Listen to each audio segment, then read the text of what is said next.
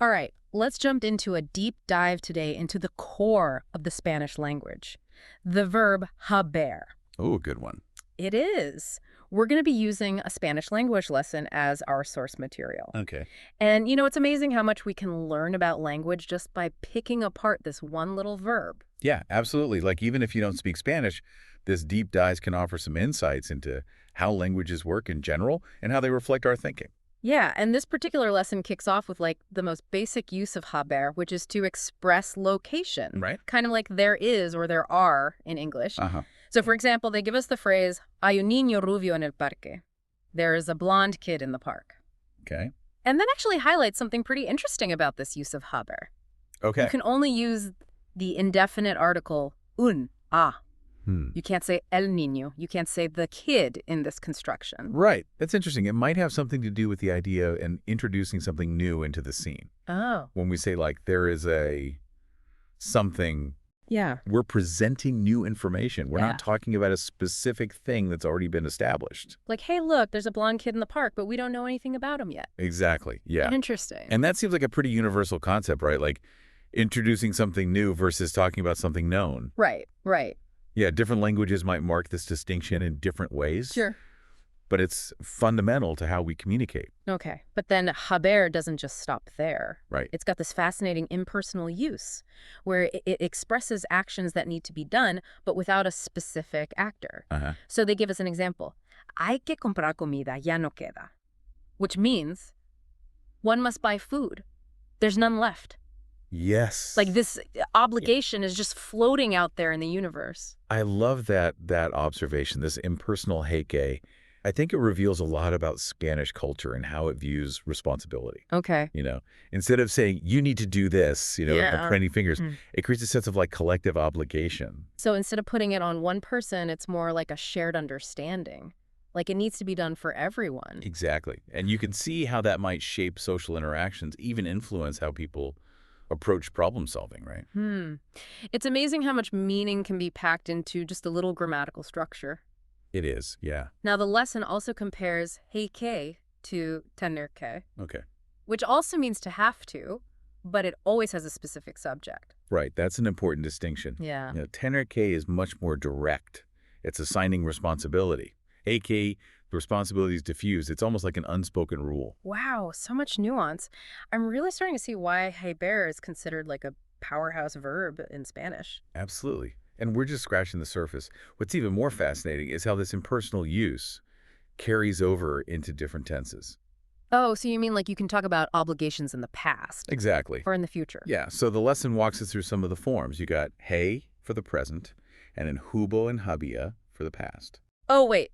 Two different past tenses. I smell another deep dive coming. Oh, yeah, definitely. There's a whole world of complexity within those. Oh, boy. But just for now, let's just appreciate how HABER allows us to express these impersonal obligations Okay. across different points in time.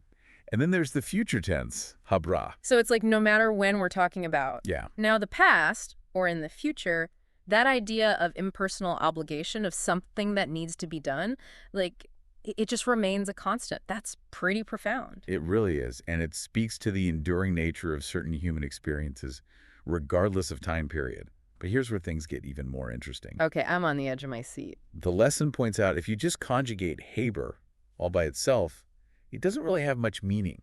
It's like this puzzle piece that's waiting for its other half, So what is the missing piece? What brings haber to life? a past participle. Ooh. And this, my friend, is where we enter the realm of the present perfect tense. Oh, things are about to get grammatical. Okay, let's do it. And we're back, still diving deep into this verb haber. Oh, yeah, I'm ready for more. So before we take a little pause there, you were saying that haber kind of doesn't mean much on its own, Right. but when you add a past participle, things get interesting. Exactly. It's like haber acts as a bridge, It connects the simple existence of something to the completion of an action. I see what you mean. Can you, unpack that a bit more? So think about the examples we've already covered. Right. We started with location, hay un niño en el parque, just stating that a child exists, in the park. Then we moved to the impersonal heike, which implies an action needs to happen, hay que comprar comida. But then we arrive at the present perfect, where haber is paired up with a past participle to confirm an action has been completed. So, yo he comido, I have eaten. Oh, so it's like taking us on a journey from the potential of something to happen to the obligation or necessity of it happening to like the confirmation that it has indeed happened. Precisely. And what's really fascinating is that this progression, this going from being to doing, from potential to realization, it's something that many languages grapple with. Huh. You mean like other languages might have their own versions of harbor, Exactly. like verbs that kind of wear a lot of hats and connect these different facets of existence and action? Yeah, exactly. It might not be as multifaceted as Haber, but even in English, we see this with to be and to have, right, Oh. playing these key roles in how we express like the existence of things and then the completion of actions.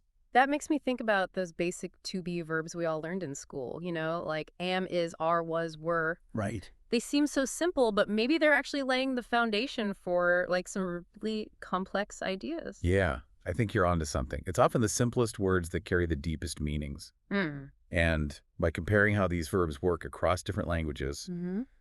we can get a deeper understanding of the variety and ingenuity of human language. Man, this deep dive has been so much more than I expected. Yeah.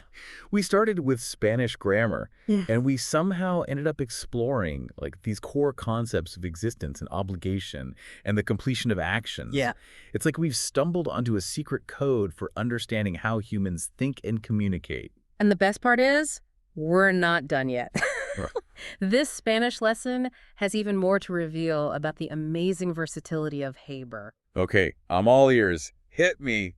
Back for more Haber. This has been fun, although a little sad that this is the last part. I'm ready for whatever Haber has to throw at us. Well, there's still a bit more to unpack, actually. So remember how we were talking about Haber kind of bridging that gap between like existence and action? Yeah. Well, the lesson highlights this other fascinating aspect, which is its ability to kind of subtly shift its meaning depending on the context. It's like a chameleon or something, blending in, taking on different shades. Exactly. So think back to the present perfect tense, yo he comido, I have eaten. Mm-hmm. In those cases, Haber is mainly about marking an action as completed, but sometimes it takes on a more nuanced role. Oh, like how? So the lesson gives us this example. En la prehistoria, había que salir a cazar para sobrevivir. In prehistory, one had to hunt to survive. Okay. You see how Haber is still expressing obligation here, Right. but it has a slightly different emphasis. Yeah, it's not just that someone should hunt. It's like they had to in order to, like, live. Exactly. It's like this is just how things were. There was no other option. Huh. Haber is highlighting the inevitability of the action, not simply the obligation. So depending on, like, the words and phrases around it, Haber can express this whole spectrum of meaning, Yes. from simple obligation to, like, absolute necessity. Exactly. It's these subtle layers of meaning that make Haber such a fascinating verb to study. Yeah. And once you understand these nuances, you can unlock a whole other level of fluency and expressiveness in Spanish. Man, so much depth and complexity in one little verb. Right. It's kind of incredible. It really is. Yeah. And I think this deep dive into Haber has shown us something really important about language in general. Okay, what's that? That even the most, basic words can hold a universe of meaning. Mm. And the more we explore those hidden depths, the more we can discover about how humans think and communicate and make sense of the world around us. Well said. Well, listeners, that wraps up our exploration of Haber, but I want to leave you with a thought. What seemingly simple words in your own language might hold hidden depths of meaning? What grammatical quirks or subtle shifts in usage have you noticed that maybe reveal something deeper about how we think and communicate? Keep your ears open, your minds engaged, and who knows what fascinating discoveries await you in the world of words. Until next time, happy exploring.